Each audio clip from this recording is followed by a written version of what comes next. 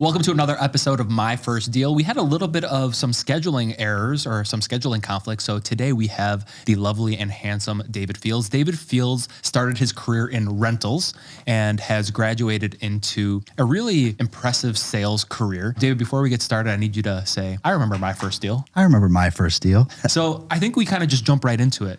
Tell us, I know you started in the world of rentals and then graduated into sales. So tell us about your first rental deal. And then quickly after that, tell us about your first sales deal. All right. So first rental deal, I got to think a little bit here. There's a lot of them. Yeah. How many have you done lifetime? I think it's roughly 400. Jesus. Okay. First rental deal. So management companies used to come out with like their inventory lists, or some people call it a hot sheet. And we would get those every so often, call it once or twice a month. And I remember when I first started, like my first actual showing where I wasn't like shadowing someone or like had someone there to help me out with all the little questions. I posted an ad for a property. It was in like Lakeview, Lincoln Park area. I think it was on Briar. I don't remember the exact address. 1 bed, 2 bed, 3 bed? I think it was a 2 bed, 1 bath. How much was it, give or take? Roughly $17.95. Okay. I think $17.50. Roughly $17.95. Yeah, $17.50, $17.95, one of those two. Which back then that's an expensive 2 bed, but you're in a nice area. What year are we? This was probably 2018, 2017, 2018-ish. So it was like for rentals, it was kind of like the Wild West back then. So like we would post a million ads on Craigslist. The inventory list would come out. We'd go take photos. We'd go post the ads.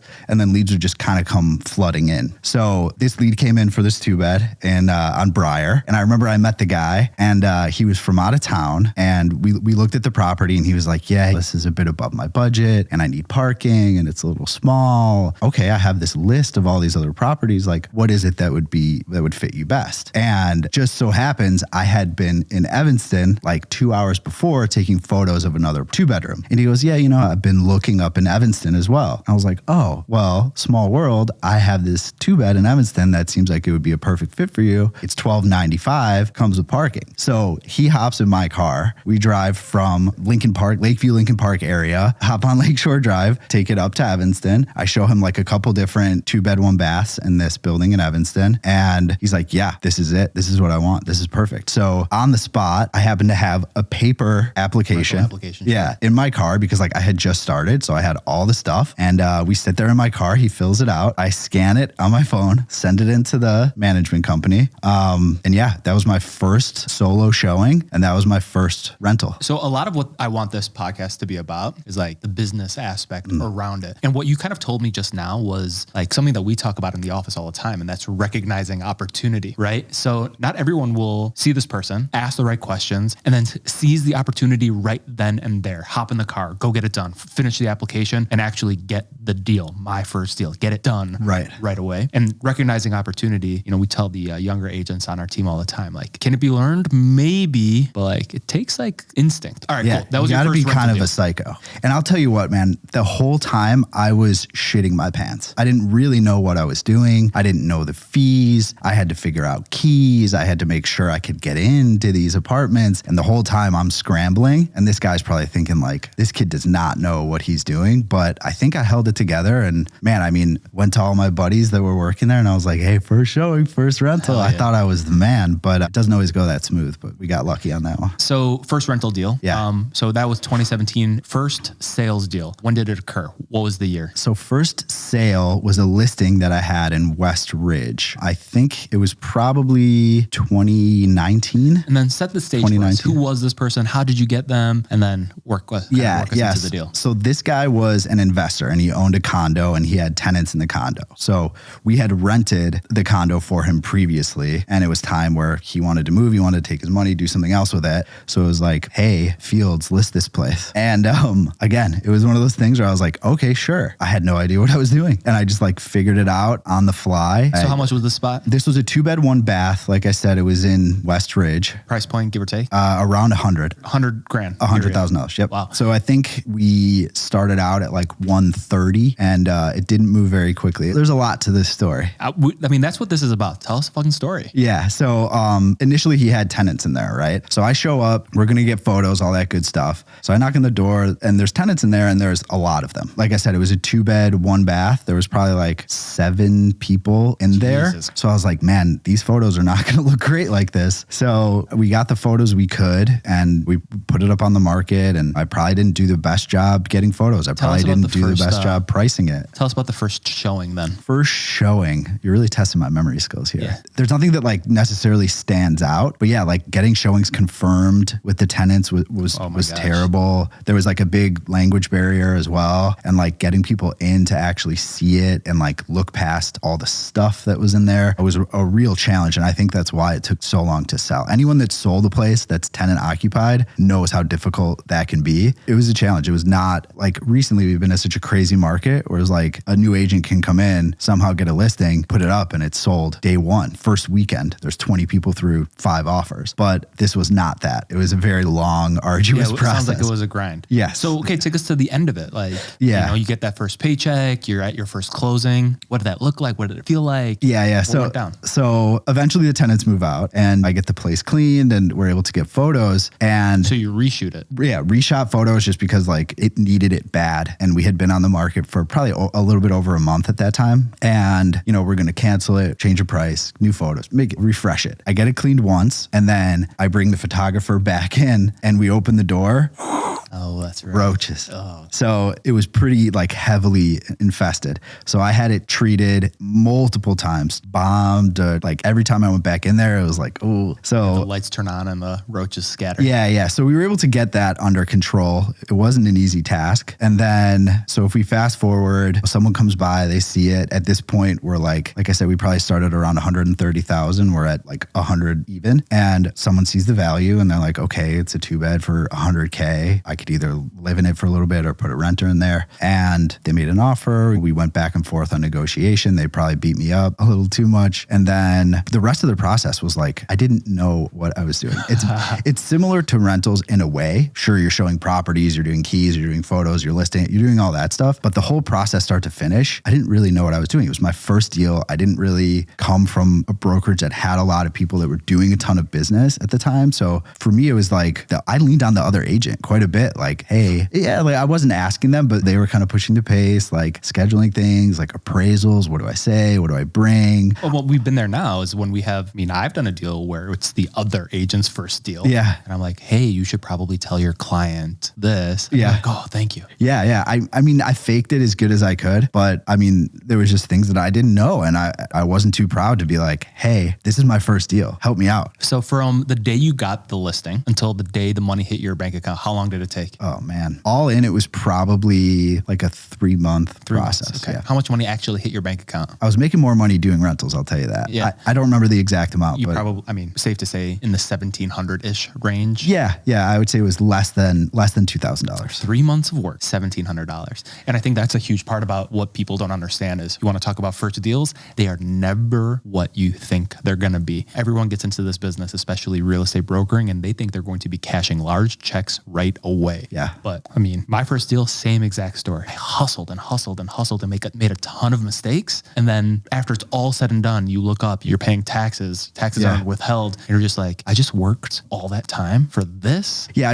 I was paying to get it treated. I was paying for photos, like all of those expenses were mine. So if you're talking about like net proceeds over 3 months, it was not much. But what I will say is that I'm glad that it was difficult. I think I learned a ton. Like I said, I went in knowing nothing. I knew how to do a rental. I've never worked with a buyer. It was my first deal, it was the first listing. So I learned a ton. I'm glad that it was difficult now when I look back at it, because if it was easy, it just like my 2 stories are polar opposites, right? My first rental was like first showing, application, accepted, done deal. I'm the king of the world. This is great. First listing, total opposite. I'm glad that it went that way because you learn so much and you don't get this expectation that it's going to be easy. What I'm curious about is like, when was the last time you did a rental? What was your last rental deal? Like address or when? When and address. And how much was it? The last one you ever did? I think the last one I did was 1533 Superior. Shout out Greg. Yeah, Greg. Yeah, that was like 4,500-ish. 4,500 furnished. Gorgeous. Yeah. So it's interesting. So that was your last rental deal. And it was probably in the last couple of weeks. What was your last last sales deal? Well, the last rental deal was a year and a half ago. Yeah. No. So that was rental, but your last sales deal was probably in the last 2 or 3 weeks is my assumption that it closed. Yeah. What was it? It was a single family home for $750. Yeah. So it's interesting. I like which was a good deal. Yeah. So from like 2017 to 2023, that's only 6 years. You go from renting spots for $1,295, hustling, driving around to $4,500. And I mean, I was involved in that transaction, fucking seamless and like good money, great clients, great property. You're not in Westridge or a shitty 1-bedroom in Evanston. And then you have this arch to, in sales, you go from $100,000 again in Westridge, roaches fucking scattered everywhere, to a beautiful single family home in. That was in Westtown. What was your first job out of school? Because I know I kind of want to get into like trading and like how exactly that all went down. Yeah. Tell us about upbringing, that kind of thing. Sure. Yeah. So we're going back way to the beginning. Well, and the reason I want to talk about this is the podcast is called My First Deal. And from your first deal to where you are now is crazy. But to go back in time and talk about, all right, this was my high school experience. This was my college experience. What kind of, you want to talk about an arc from first deal to last deal, but what about from really grinding it out on like the trading floor? Yeah. And how exactly that kind of shaped you in, getting to where you are today? Yeah. So in terms of like upbringing, I grew up in the North Shore, North suburbs. Shout out Highland Park Giants. Woo woo. Highland Park strong, baby. Yeah, that's right. Yeah. That's right. Highland Park strong. And yeah, it was like pretty what I would consider like Leave It to Beaver. Like, we played out in the streets. It was fun. Like everything was pretty great, like standard suburban upbringing. And classic white boy. Pretty much. Yeah. So then not to get too deep here, let's get real deep. Let's get deep. Okay. So our dozens of listeners. Let's get real deep. So then high school rolls around and graduation time comes and I'm kind of deciding what to do with my life. And unfortunately at the time, my dad got sick and I had this moment of like deciding what to do with like the next few years of my life. All of my friends at the time are going away to Big Ten schools and nice colleges and this and that. And I'm trying to figure out what to do. And my dad's sick at home and I couldn't bring myself to like leave home and go away to school. Like and leave that behind. Sure. Right. Like my family needed me. So at the time I decided to stay home. I went to community college for the Which first one? OCC? No, I went to CLC. College of Lake County. I remember those ads when I was little. Yeah. The College of Last Chance. Yeah. No, I'm just kidding. CLC 3393. I'm telling you, that is the actual phone number. When I look back, that was probably like really what the things that changed me in life was like that period of time. So what do you think was the biggest change? Really quick, it went from like everything is great to like real life. Shit got real. Real life shit. It's a tough pill to swallow, especially at that age when you see all your friends go away and you're staying back and doing what you got to do. But yeah, I was going to school pretty much full time. I was working full time and I was taking care of my dad. I was living with my dad at the time. So things got tight quick. Heavy. Yeah. From Leave It to Beaver to caring for your dad who's not doing great. Yeah. And at the time it's like, when the primary breadwinner, he was an entrepreneur, he was a salesman. It's like when he can't work now, like the money dries up quick. There's medical bills, there's this and that. So it goes from not a care in the world to kind of what felt like every care in the world. I was working, I was paying bills. There was tough times there and he started to get better. And, we kind of got through those tough times. And then I went away to college. I went to Illinois State, which was great. I had a great time there. I initially was studying business. That's like what I did in community college, just because in my mind, like I said, my dad was like, he owned businesses. He was a salesman. It was always like, okay, I'm going to do something related to business. I don't know what it is, but I know that's appealing to me. So I went to community college. I did all the intro to business classes. And then when I transferred to ISU, a lot of the stuff didn't transfer. Anyone that's done community college and transferred to a state school, there's a lot of things that don't transfer over. Brutal. And a lot of the classes that I was taking were just like arduous. I didn't like them. I didn't like accounting. I didn't like all of that stuff. I didn't like the math involved. Yep. And I switched my major from business to sociology. And it's funny because when I look back now, it makes sense to me. Because like to me, real estate, we're in business here. And the business is so much about the people to me. Like sure, the numbers are going to be there and you have to know your stuff a little bit. But without people, there is no business. The numbers don't mean anything if you can't change somebody's life or solve a problem for somebody or be able to communicate your value to somebody. And it's all about the person at the end of the day. So I look back and I was like, it kind of makes sense now. Business, sociology. So take us through. So obviously you graduate. Yeah. And first job out of college was? Yeah. So I was a day trader, first job out of college. So with the sociology. But you were kind of like, so you were a little bit older, 23, 24 is my assumption when you got out of college? I was 22. So you go right into day trading. Yeah. So like like what they don't tell you when you're going to get a major in sociology is that there's really not that many people looking for somebody with a sociology degree. So I was I'm pretty sure people tell you that. Maybe. I chose my major based on what I enjoyed. Maybe that's a mistake, maybe not. Yeah, I was like looking for jobs and I like couldn't really find something. I was like, everyone was kind of doing like the logistics thing. Yep. I interviewed at a couple places and nothing seemed to be a really good fit. And I was like, man, I don't know what to do. I don't know what I'm going to do with myself. And then I got an opportunity to start day trading, which was like, fuck gave you a chance to start day trading? Yeah. So it was luckily I have it was a family friend, of course. And we just happened to be talking and I was like, yeah, trying to figure out what to do with myself. Like all the options that are out there for me don't really seem like a good fit. And he was like, hey, I'll give you a shot. If you could get yourself in order, give this a try. So I was like, okay. Sounds fun. Sounds interesting. And again, I went in, had no idea what I was doing. It seems to be a theme. I just never know what I'm doing. Well, it's the entrepreneurial spirit, honestly, in hindsight. It could be that. Yeah. We think, well, I mean, what the fuck are we doing right now? Yeah. Figuring it out.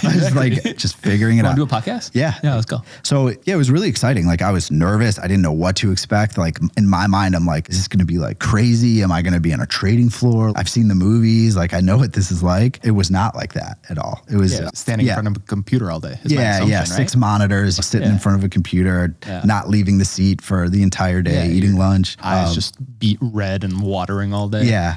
And listen, it was a lot of fun. I really enjoyed it. I learned like so much about just markets and how things work and money. I had tough times. Money was tight, but like when money becomes something where you're using money to make money, it changes the way you look at it a little bit. So day trading, you stuck around for how long? It was about 5 years. So I don't understand day trading to rentals. Yeah. Well, with day trading, so I got to a point where, like I said, I switched my major because I kind of wanted to be away from that, right? Like focused on money, focused on numbers. I wanted to talk to people. I was a person that wanted to be... From screens to people. This makes a lot of sense. Yeah. I wanted to be out and about. I wanted to be moving around. When I was trading, I had one purpose and it was to make money. It was kind of empty to me. There was like nothing outside of that. And I haven't had this in-depth of a conversation with you, and knowing you doesn't make any fucking sense. Right. Yeah. And I did make money. Like I caught on pretty quick and I was able to learn it and it was fun and I enjoyed it. It's kind of like the same story that happened again. It's like you went from a business major to sociology. You went from day trading to dealing with, I'm assuming if you did 400 rentals,